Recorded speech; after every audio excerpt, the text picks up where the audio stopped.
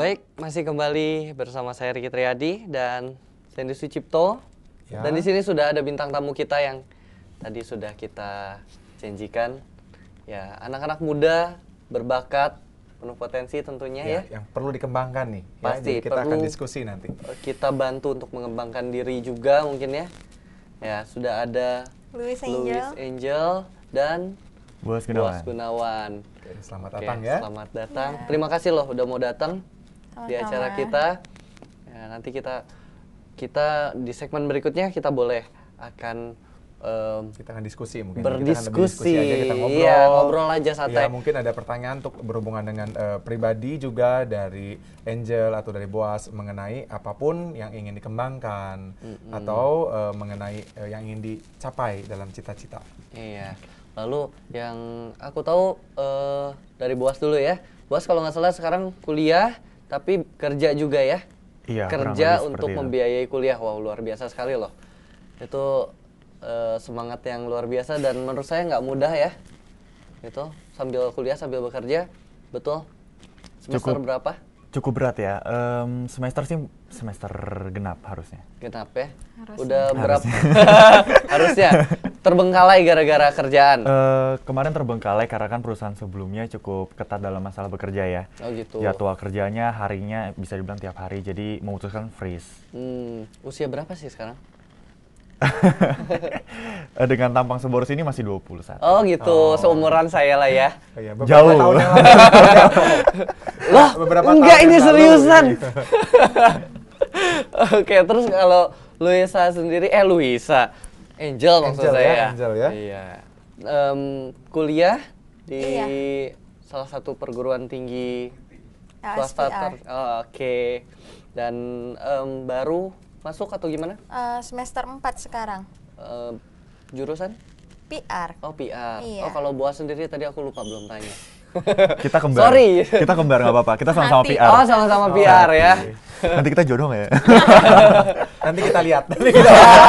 Ya, berarti kalau yang namanya PR udah pasti harus pandai untuk menyampaikan sesuatu dan juga harus gimana ya Pak? Ya mungkin kita minta mereka aja cerita nih. Ah? Ya tentang Iya, aktivitas. gimana tak? Biar Ya, kita juga tahu jadi bagaimana aktivitasnya perkembangannya. dan juga apa saja mungkin yang dilakukan sedikit aja mungkin supaya teman-teman juga tahu, pemirsa di rumah juga tahu bagaimana yang dilakukan sehari-hari juga apa saja yang diminat, yang dirasakan bakat atau apapun yang ada dalam diri yang terasa dulu nih. Jadi siapa tahu memang sudah tahu atau belum tahu atau bagaimanapun. Oke. Siapa dulu nih? Bos dulu deh. Oke, ya, boleh. Boas dulu ya. Kontak menarik. Oke. Sehariannya adalah bekerja juga. Selain bekerja, kuliah. Cuman kebetulan sekarang lagi searching job nih. Wah, promosi. Ya, boleh. Menarik. Enggak, tapi saya juga ambil kuliah di salah satu universitas di Jakarta. Dekat-dekat sini juga, Yeah. itu saya ambil public relation. Nah, di situ saya kurang lebih semester 4 ya. Tapi kebetulan di semester terakhir saya ada freeze. Semoga aja bisa cepat nyambung. Iya ya. Kurang lebih Kalau seperti itu. sudah ada kerjaan yang baru yang lebih mapan. fleksibel pastinya. Terus Angel gimana Angel? Angel itu ngambil kuliah siang. oh iya. Iya, jadi masuknya dari jam 1 sampai jam 5. Jam 5 paling biasa kalau misalnya lagi gak dapet part time, nge-gym, kerjain tugas. Oke. Udah, keseharian emang cuma kayak gitu. Agak santai, cuman kalau misalnya lagi dapat kerjaan itu bisa dari jam pagi 10 pagi sampai 10 malam kerja gitu. sama seminggu kayak gitu. Oh iya, tapi kuliahnya sendiri gimana? Selama ini sih belum sempat terlantar sih, nilai juga masih 3 ke atas, Oh, masih wow. oke. Luar biasa ya, luar biasa. Oh, Oke. kalau ngomong-ngomong nilai gimana nih Boas? Nilainya? Karena kalau Boas kan lebih kerjaannya lebih ketat ya. Kalau Angel kan Lebih lebih Kalau Boas ini fleksibel ya. full timer. Apanya? Kerjanya. Kalau kerja saya selalu full time sama Oke. freelance sebagian. Oh. Merangkap jobnya dia juga. Bos jangan bilang-bilang. Enggak. Tapi kalau masalah pekerjaan saya ambil yang full time, jadi perusahaan resmi, memang sebagai seorang karyawan ya, employee. Tapi kalau kuliah nilai dia mungkin saya nggak tahu lebih tinggi atau apa. Terakhir saya selama 1 semester itu saya cuma masuk satu semester ya, itu 6 bulan ya kurang lebih, saya cuman masuk 10 kali. Wow. Tapi IP-nya sih masih sekitar 295. Itu nggak tahu gimana ceritanya, cuman masih sekitar segitu. Jadi belum terlalu anjlok. Oke. Oke. Kalau Angel tadi jadi ada part time juga. Iya. Oke. Nah, mungkin kalau dari saya ada pertanyaan yang menarik nih. Pertanyaan menariknya ini adalah bagaimana perasaannya atau bagaimana ketika mengatur pembagian waktunya, manajemen waktu. Jadi kita bicara dalam manajemen waktu nih. Gimana nih? Mungkin dari Angel dulu deh. Kesulitan kah? Sebenarnya nggak kesulitan karena berhubung juga masih part time ya. Terus si manajernya itu juga fleksibel sekali. Jadi ditanya kamu sampai tanggal segini bisa tidak? Coba dicek tanggal ntar kuliahnya gitu-gitu. Oh bisa mulai jam 3 mas. Yaudah kamu jam 3 sampai jam 10 nggak apa-apa kuliah dulu. Kayak gitu. Jadi dia kayak fleksibel sekali. Jadi emang sangat tidak mengganggu sih. Oke. Jadi mampu untuk membagi dengan tetap seimbang atau sesuai ya. Oke. Lalu? Kalau saya sendiri ya tadi karena memang karyawan tetap ya, jadi saya selalu jadi karyawan tetapnya sebuah perusahaan tertentu. Jadi mau nggak mau harus ikutin jadwal perusahaan. Sometimes ya saya kalau memang dikasih jadwal untuk hari kuliah, kan saya kuliah cuma weekend ya, Sabtu Minggu, ya mau nggak mau bolos kuliah. Itu yang ngebuat kemarin saya cuma masuk 10-12 kali selama satu semester. Tentunya pas ujian doang, UAS sama pra-UAS. Ya pas semesteran lah intinya mites sama itulah. Itu aja masuk, yang lain bisa dibilang absen.